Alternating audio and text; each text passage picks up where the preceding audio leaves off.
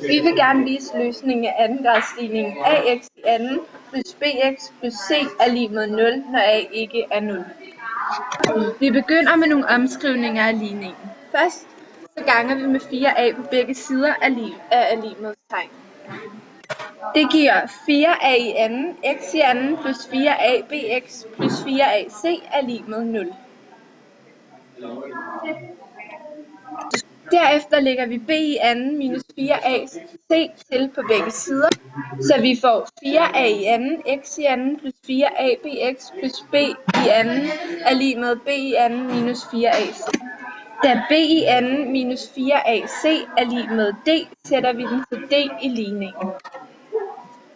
Vi vil nu reducere ligningen yderligere ved brug af kvadratsætning 1, som ser således ud. Da 4a i anden, x i anden er det samme som x i anden, vil vi omskrive det hernede, så vi finder ud af, hvad x er. Vi sætter derfor 4a i anden, x i anden ind i en kvadratrod, så vi finder ud af, at det er 2ax, som er det samme som x. Da b i anden er det samme som y i anden, kan vi så omskrive det til, at a er 2ax og b er b.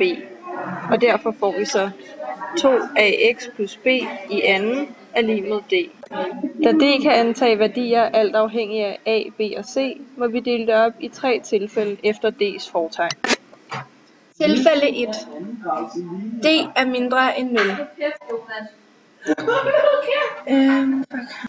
Da kvadratet 2ax plus b i anden ikke kan blive negativt, er der ingen løsning. Tilfælde 2. Hvis d er lig med 0, indsætter vi 0 på d's plads. Vi tager kvadratroden af begge sider og får 2ax plus b er lig med 0.